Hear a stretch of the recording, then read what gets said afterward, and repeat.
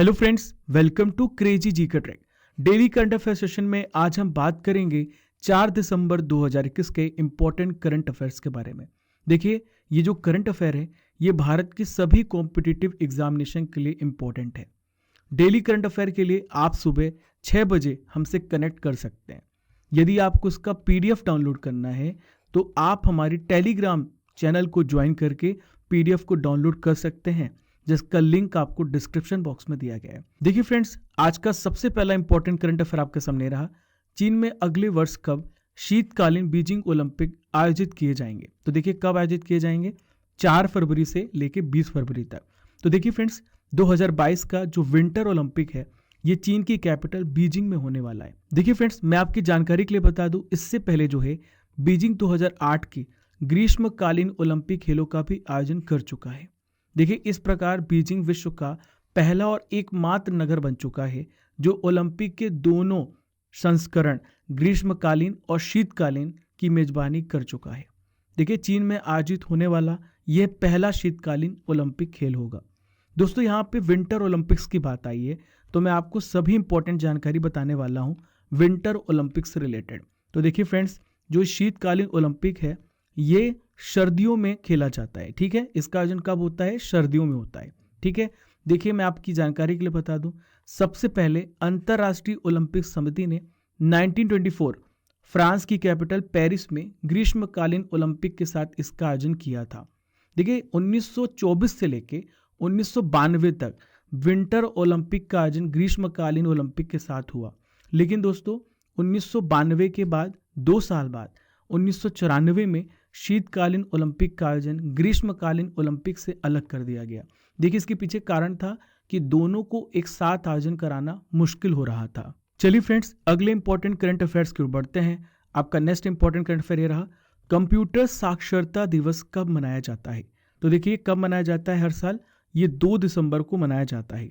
तो देखिए, यह दिवस जो है भारतीय कंप्यूटर कंपनी, क्या नाम है इसका? NIIT, तो इनके द्वारा 2001 में अपनी स्थापना के 20वें वर्षगांठ के अवसर पर शुरू किया गया था। ठीक है फ्रेंड्स, तो हर साल 2 दिसंबर को वर्ल्ड कंप्यूटर लिटरेसी डे मनाया जाता है। देखिए, यहाँ पे दिवस की बात आई है तो मैंने आपके लिए कुछ इंपॉर्टेंट डेज की लिस्ट बनाई है, तो आइए जान लेते हैं। सबसे पहले देखते हैं अंतर्राष्ट्रीय मृदा दिवस। तो 5 दिसंबर को अंतर्राष्ट्रीय मृदा दिवस मनाया जाता है। नेक्स्ट है very very important Indian navy day, तो ये 4 दिसंबर को मनाया जाता है। वर्ल्ड ह्यूमन राइट्स डे, तो ये मनाया जाता है 10 दिसंबर को। याद रखिएगा, क्वेश्चन पूछा जाता है। नेक्स्ट है राष्ट्रीय ऊर्जा संरक्षण दिवस, तो ये 14 दिसंबर को मनाया जाता है। राष्ट्रीय गणित दिवस ये 22 दिसंबर को मनाया जाता है। किसान दिवस ये 23 दिसंबर को मनाया जाता है। फ्रेंड्स, सभी पॉइंट्स को ध्यान से सुनिए और नोट कीजिएगा। राष्ट्रीय उपभोक्ता दिवस की बात करें तो ये 24 दिसंबर को मनाया जाता है। और लास्ट है सुशासन दिवस, तो ये 24 दिसंबर को मनाया जाता है। देखिए फ्रेंड्स, अगला इंपॉर्टेंट करंट अफेयर आपके सामने रहा। इकोनॉमिस्ट इंटेलिजेंस यूनिट की ताजा रिपोर्ट के अनुसार दुनिया का सबसे महंगा शहर कौन सा है? तो देखिए, इसका क्या नाम है? इसका नाम है तेल अवीव।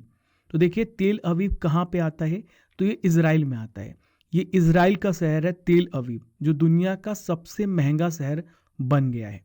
देखिए, दूसरे नंबर पर संयुक्त रूप से पेरिस और सिंगापुर आते हैं।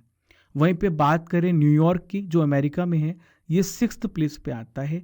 और जिनेवा जो कि स्विट्जरलैंड में है, ये 7th प्लेस पे आता है। देखिए फ्रेंड्स, बहुत ध्यान से सुनिएगा। EIU द्वारा जारी रैंकिंग में शीर्ष 10 में डेनमार्क के कोपेनहेगन का 8वां प्लेस है। ठीक है, अमेरिका के लॉस एंजलिस का 9वां और जापान के ओसाका को 10वां स्थान मिला है। देखिए फ्रेंड्स, अगला इंपॉर्टेंट करंट अफेयर आपके सामने रहा। 2023 में कौन सा देश पहली बार G20 शिखर सम्मेलन G20 समिट की मेजबानी करेगा? तो देखिए, कौन सा देश कर रहा है? हमारा भारत देश कर रहा है। तो देखिए, मैं आपकी जानकारी के लिए बता दूं, भारत 1 दिसंबर 2022 को इंडोनेशिया से G20 की अध्यक्षता ग्रहण करेगा। और 2023 में पहली बार ऐसा हो रहा है कि G20 नेताओं का शिखर सम्मेलन भारत आयोजित कर रहा है। देखिए, अन्य G20 सम्मेलन की एक लिस्ट है, इनको भी जान लीजिए। तो देखिए, इंपॉर्टेंट है, पूछा जा सकता है। 2021 का G20 सम्मेलन इटली में हुआ। ठीक है, देखिए, अगले साल G20 सम्मेलन 2022 में इंडोनेशिया में होगा और 2023 में भारत में। वहीं पे बात करें 2020 में कहाँ पे हुआ है?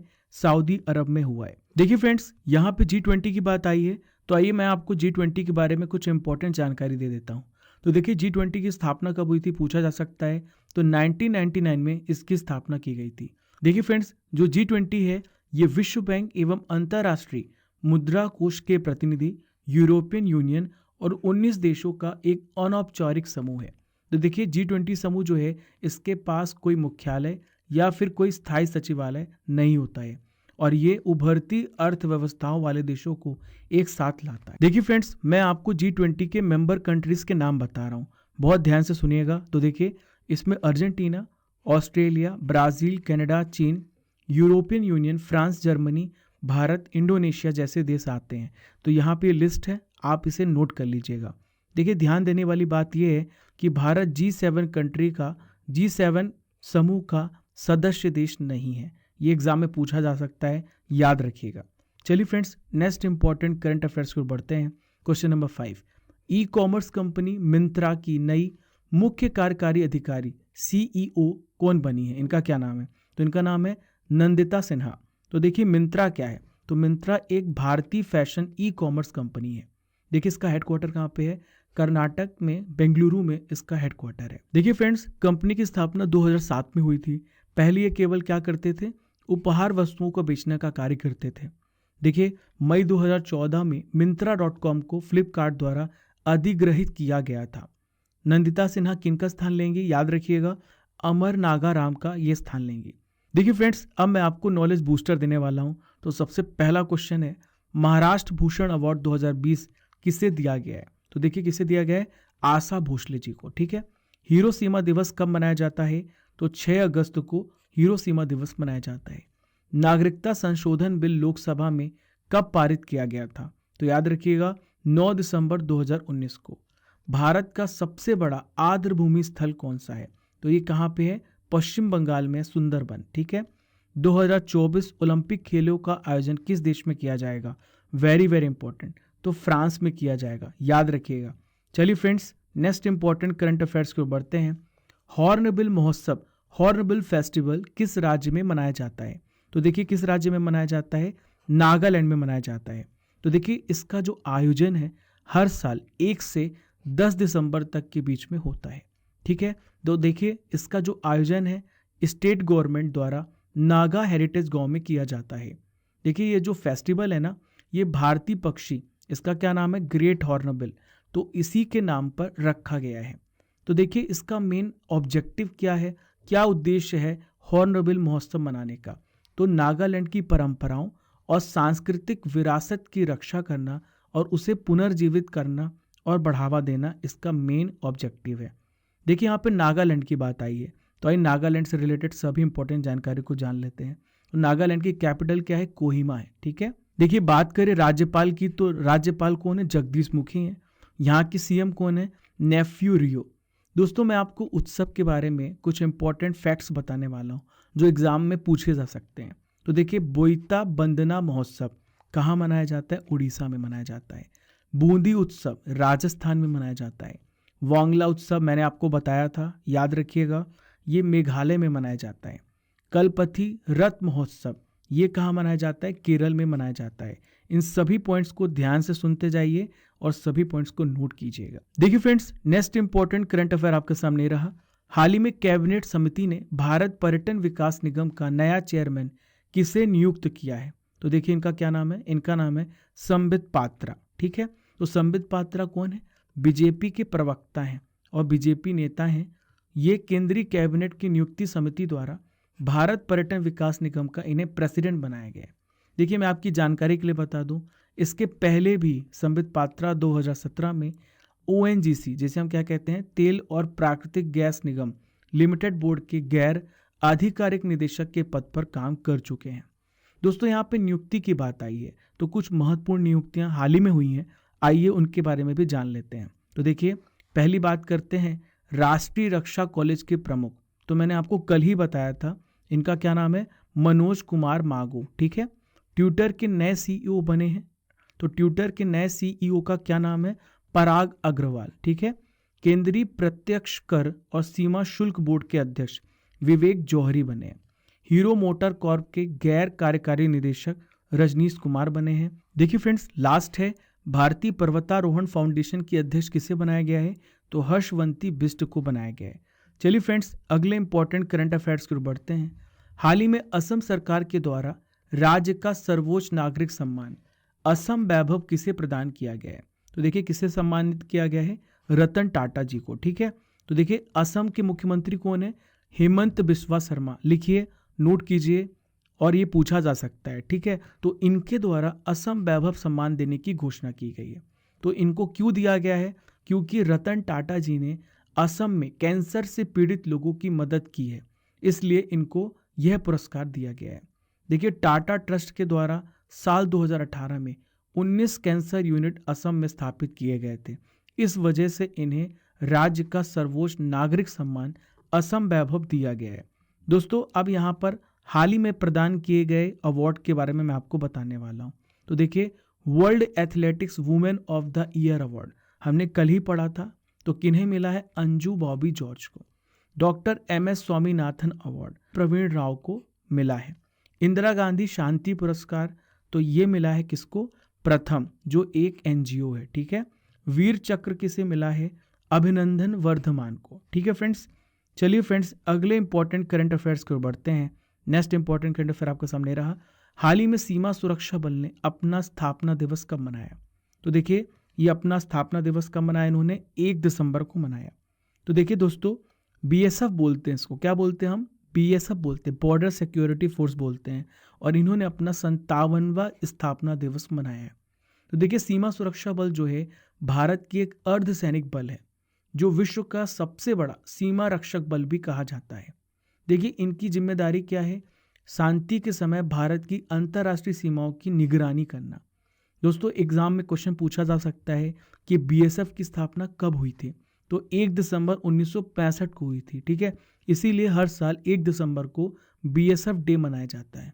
तो देखिए, इसका मुख्यालय कहाँ पे है? नई दिल्ली में है। ठीक है, अभी वर्तमान में इसके महानिदेशक कौन है पूछा जा सकता है?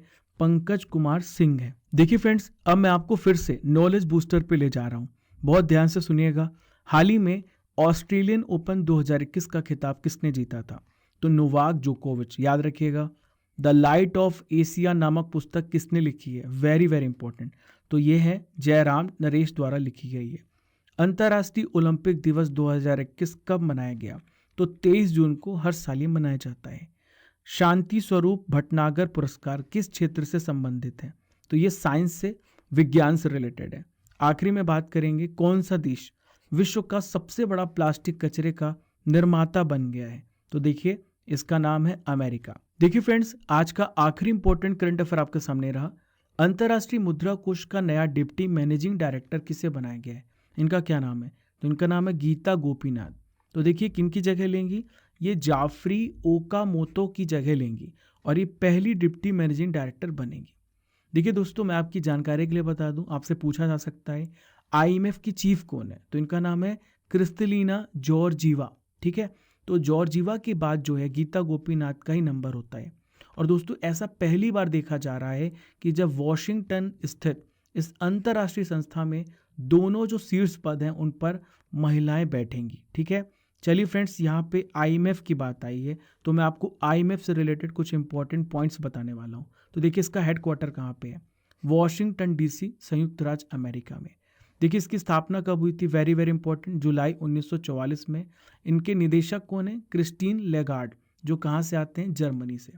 देखिए, मेन जो फंक्शन क्या है अंतर्राष्ट्रीय मुद्रा कोष का, मेन जो इनका ऑब्जेक्टिव है ये है कि सदस्य जो राष्ट्र हैं उनको वैश्विक स्थिति पर दृष्टि रखने का कार्य करना और अपने सदस्य देशों की आर्थिक और तकनीकी सहायता प्रदान करना। तो देखिए फ्रेंड्स, ये थे आज के सभी इंपॉर्टेंट करंट अफेयर्स। अब मैं आपसे कुछ इंपॉर्टेंट क्वेश्चंस पूछूंगा इन सभी करंट अफेयर्स से। तो पहला क्वेश्चन है, वर्तमान में सीमा सुरक्षा बल के महानिदेशक कौन है? क्वेश्चन नंबर 2, हॉर्नबिल महोत्सव किस राज्य से संबंधित है? क्वेश्चन नंबर 3, शीतकालीन ओलंपिक 2022 का आयोजन किस देश में होगा?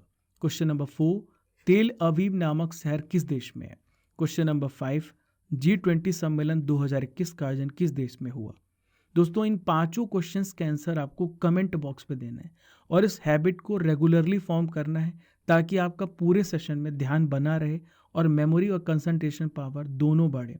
दोस्तों अब बारी है 3 दिसंबर के इम्पोर्टेंट करंट अफेयर्स के रिवीजन करने की। तो आइए पहला क्वेश्चन देखते हैं। वर्ल्ड एथलेटिक्स ने किसको women of the year award से सम्मानित किया? इनका क्या नाम है? अंजू बॉबी जॉर्ज। याद रखिएगा, मैंने आपको कल बताया था। नेशनल पोल्यूशन कंट्रोल डे किस दिन मनाया गया है? तो देखिए हर साल ये 2 दिसंबर को मनाया जाता है।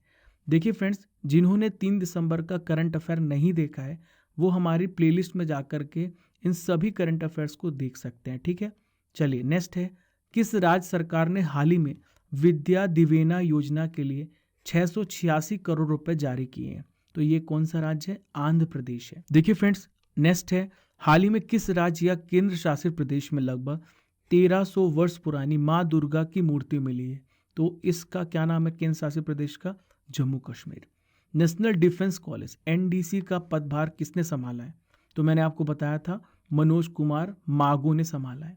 हाल ही में नागालैंड का स्थापना दिवस मनाया गया है, तो 1 दिसंबर को स्थापना दिवस मनाया गया है। फॉर्च्यून इंडिया ने भारत की 50 सबसे शक्तिशाली महिलाओं की सूची में पहले स्थान पर किन्हें रखा है? तो इनका नाम है निर्मला सीतारमण। देखिए ये भारत की वर्तमान में वित्त मंत्री भी हैं। शीतकालीन सत्र 2021 के लिए राज्यसभा के कितने सांसदों को सस्पेंड किया गया? तो मैंने कल आपको बताया था 12 सांसदों को। नेक्स्ट है, संसद के दोनों सदनों में 3 कृषि कानूनों को रद्द करने का विधेयक पारित किया गया। इस विधेयक का नाम क्या है? तो देखिए इसका नाम है कृषि कानून निरसन विधेयक। देखिए फ्रेंड्स, लास्ट रिवीजन क्वेश्चन है, किस राज्य ने ग्रीन टैक्स लगाने के लिए motor vehicle taxation amendment bill pass किया है? तो देखिए इस राज्य का नाम है आंध्र प्रदेश। तो दोस्तों ये थे 3 दिसंबर के इंपॉर्टेंट करंट अफेयर्स का रिवीजन। हमने 4 दिसंबर के डेली करंट अफेयर को भी पढ़ लिया है। आशा करता हूँ कि आपको ये सेशन पसंद आया होगा। ज़रूर अपना फीडबैक कमेंट बॉक्स पे दें और आप अपने सभी दोस्तों को different social media platform Instagram, Twitter, Facebook, YouTube सभी जगह आप शेयर ज़रूर करें। और यदि आप पहली बार हमारे चैनल पर आ रहे हैं तो आप हमें सब्सक्राइब और बेल आइकन बटन ज़रूर दबा लें। Thank you friends.